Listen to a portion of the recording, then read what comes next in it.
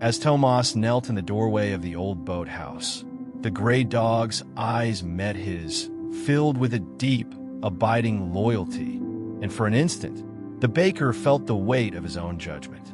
The dog's torn ear, the scratches on his fur, the way he gently fed the blind mother and the puppies, all told a story of devotion and sacrifice. And in that moment, Tomas realized that the truth was far more beautiful and complex than anyone could have imagined, a truth that would change the town and his own heart forever. The old boathouse, with its weathered wooden beams and faded sailcloth, stood as a testament to the town's rich maritime history. The air inside was thick with the smell of salt water, fish, and a sweet scent of decay. Tomas, still kneeling in the doorway, felt the rough wooden floorboards beneath his knees and the chill of the morning air on his skin. As he gazed into the eyes of the gray dog, he saw a deep wisdom, a sense of purpose that went beyond mere survival. The dog's fur, matted and dirty, seemed to shine with a soft, otherworldly light, and his eyes, though wary, held a deep kindness. The blind mother, sensing Tomas's presence, stirred, her tail thumping weakly on the ragged bed. The puppy's 3 tiny balls of fluff yipped and snuggled closer to her side, their eyes closed in contentment. The gray dog, still watching Tomas, seemed to be waiting for the baker to understand, to see the world through his eyes. And as Tomas looked deeper, he began to grasp the magnitude of the dog's sacrifice, the depth of his love for this fragile, makeshift family.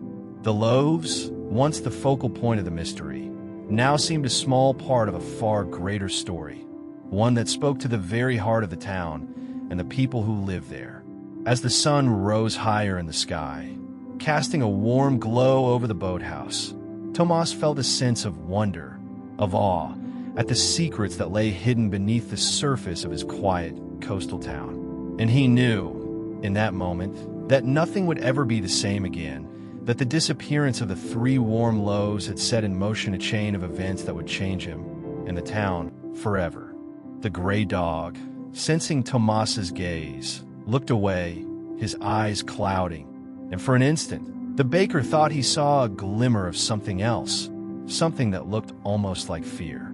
As the days passed, the town's affection for the gray dog and his family only grew. The baker, Tomas, made sure to leave out not 3, but 4 warm loaves every morning, and the gray dog would appear, like clockwork, to collect them. The neighbors, who had once shunned the stray, now brought him gifts of food and praise. The blind mother, with the help of the medicine and care, began to regain some of her strength, and the puppies grew bigger and more rambunctious by the day. The old boathouse, once a forgotten relic, was transformed into a cozy little home, with blankets and toys scattered about. But as the town's love for the gray dog and his family deepened, a new challenge emerged. A wealthy developer, with eyes on the old boathouse in the harbor, began to make overtures to the town council, proposing to buy up the land and build a sleek new marina. The townspeople, who had grown to love the gray dog and his family, were torn. Some saw the developer's proposal as a chance to bring in new business and revitalize the town, while others feared that it would destroy the very character of their quiet, coastal community. And at the heart of the debate, the gray dog and his family remained, a symbol of the town's heart and soul. As the developer's plans moved forward, the gray dog's eyes, once filled with a deep loyalty, now seemed to hold a hint of uncertainty, as if he sensed that the very home he had fought so hard to build was under threat. The baker, Tomas, who had grown to love the gray dog like a son, knew that he had to act, to find a way to protect the old boathouse and the family that had brought so much joy to the town. But as he looked out at the harbor, he wondered if it would be enough, or if the forces of progress and greed would ultimately prevail. As the town council meeting approached, the air was electric with tension. The wealthy developer, Mr. Jenkins, stood confidently at the podium, his sleek presentation and charming smile winning over some of the council members. But Tomas, his heart heavy with worry, couldn't shake the feeling that they were on the precipice of a great mistake. The gray dog, sensing his unease, had appeared at his side, his eyes fixed intently on the baker's face. As the debate raged on, the old boathouse and the family that lived there seemed to hang in the balance. The blind mother, now stronger and more mobile, had been brought to the meeting, her presence a poignant reminder of what was at stake. The puppies, now almost fully grown, sat quietly by her side, their big brown eyes watching the proceedings with a mixture of curiosity and fear. The gray dog, his torn ear and scratched fur a testament to his unwavering devotion, stood tall, his eyes never leaving Tomas's face. And as the council members prepared to cast their votes, the baker knew that he had to speak, to find the words to convey the depth of his feelings, to make them see the old boathouse and the family that lived there not just as a relic of the past, but as a living, breathing embodiment of the town's heart and soul.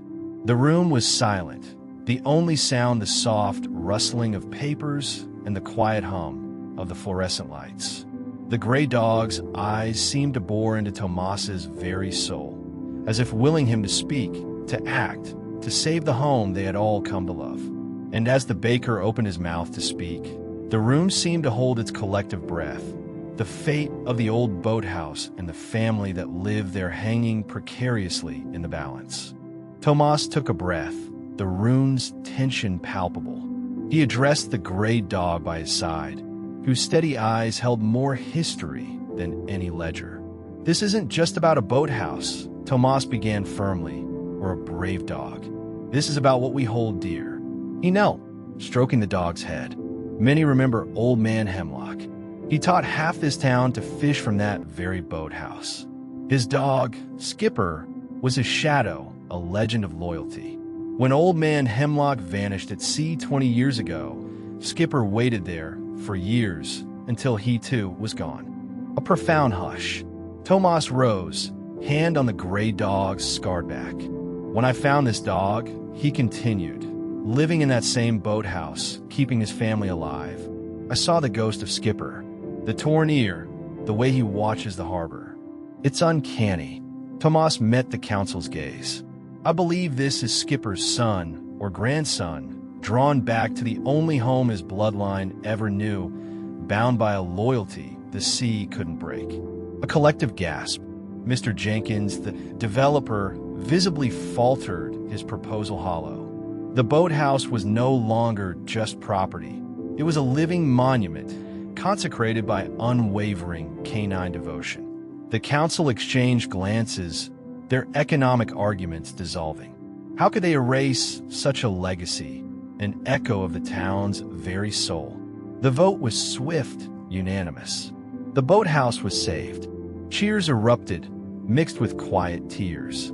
The gray dog, now truly Skipper Jr., leaned into Tomas's touch, his eyes finally soft, free from vigil. The town had reaffirmed its identity, bound by the steadfast heart of a harbor dog who, through shared bread and silent fidelity, brought his secret home. As the sun sets over the harbor, the sound of seagulls and lapping waves fills the air, and the smell of freshly baked bread wafts from the bakery. We're grateful for the chance to share this heartwarming tale with you. If you'd like to hear more stories like this, please subscribe to our channel. And we'd love to hear from you. Have you ever encountered an animal that changed your life or your perspective? And if so, what was their story?